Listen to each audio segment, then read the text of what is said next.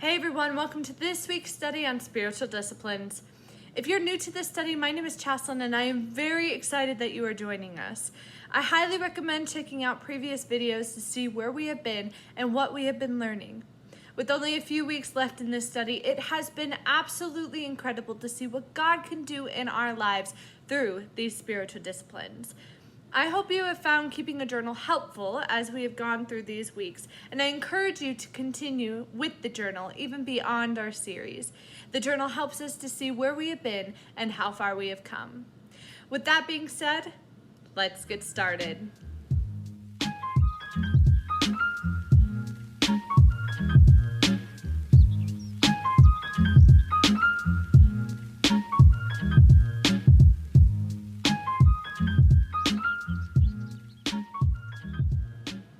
One of the most memorable experiences I have ever had happened when I was in high school.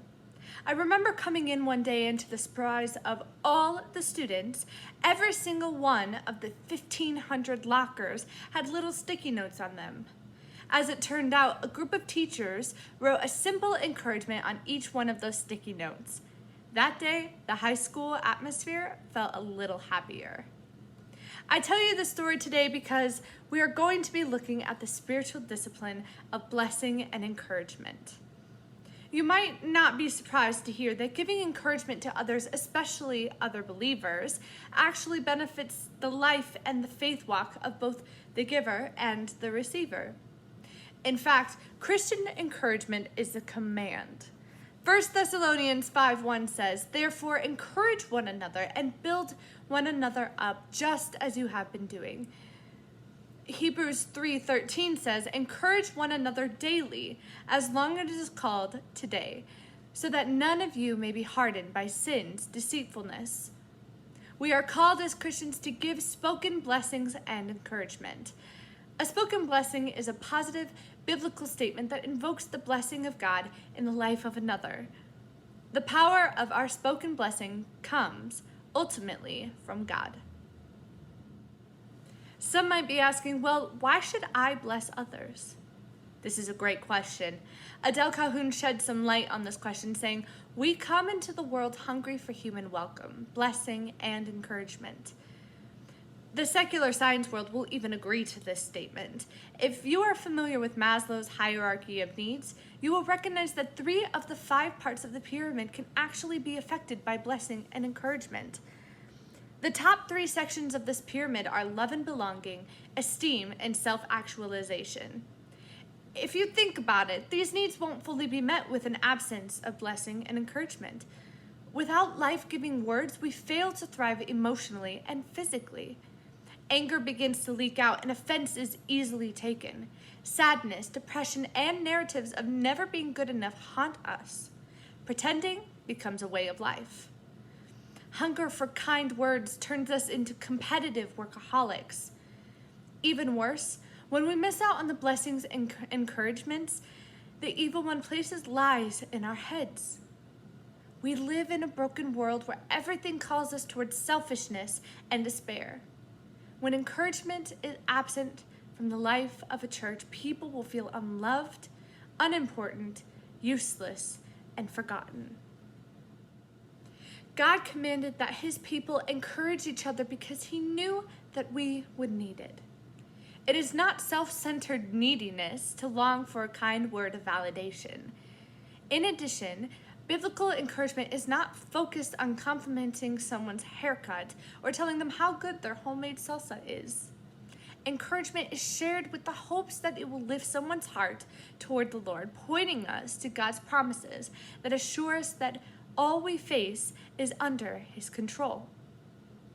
God said, "This is good. This is very good," when he was creating the earth. And in the New Testament, we see him giving encouragement.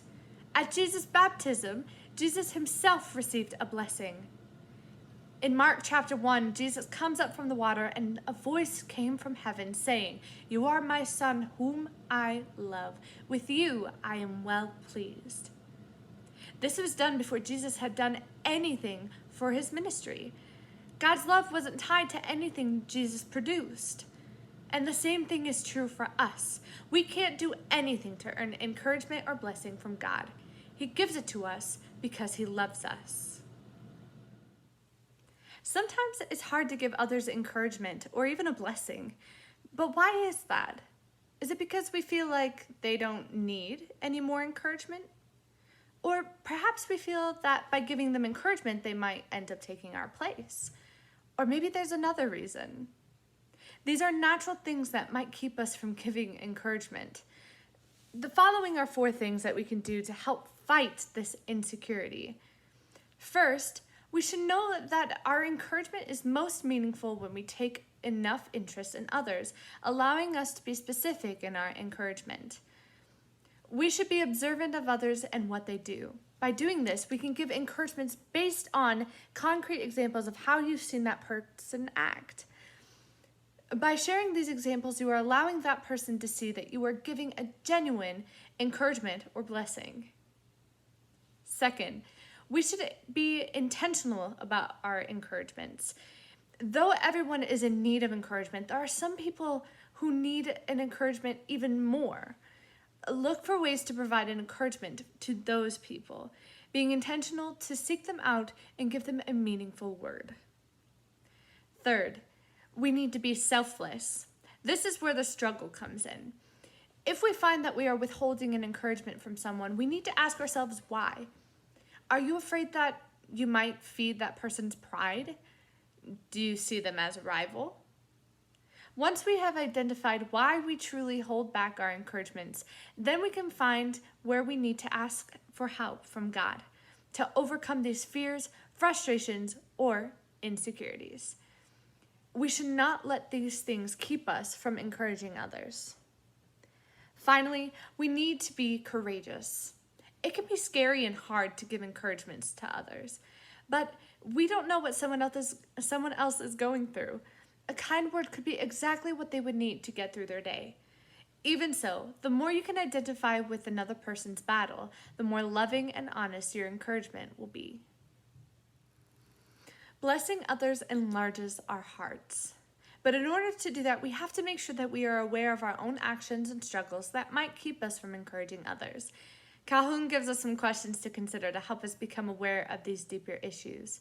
If you're with other people, stop and pause the video to talk to them about some of your answers. If you're by yourself, I encourage you to write in your journal some of the answers that you have. Let's take a look. Question number 1. When have people encouraged you in your life? What was it like for you? When have people not blessed you in your life? What was it like for you? What is it like for you to give or receive words of encouragement? How do you recognize the difference between the voice of the accuser and the voice of the Spirit of God? Now that we have spent time looking at the spiritual discipline of blessing and encouragement, let's take a look at some exercises that Adele Calhoun gives us to do in order to practice this discipline.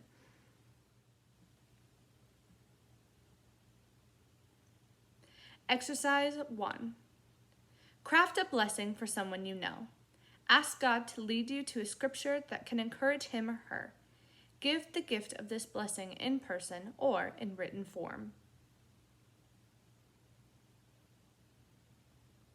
Exercise 2. Think of someone in your world who did not receive a blessing as a child. Ask them if they would be willing for you to pray a blessing over them at some time in the future. Prayerfully ask God to lead you to a blessing for them. When you know what you want to say, write it down so the person can remember it. Speak God's blessing over them.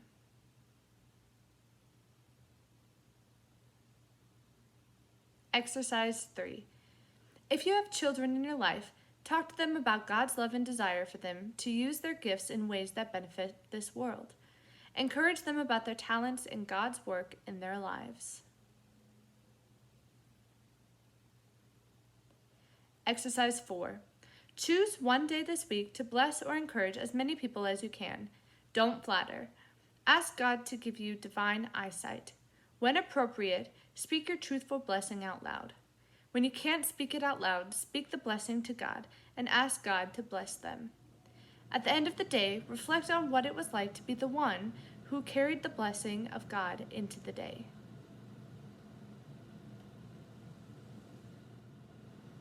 I hope that you have learned as much about blessings and encouragement as I did when researching this. I am praying that God shows up in mighty ways and that you learn something new from this practice. If you have any questions about what we are talking about, would like to share your experiences, or are interested in resources to learn more about this topic, please email me at the email provided. I hope you have a wonderful Sunday.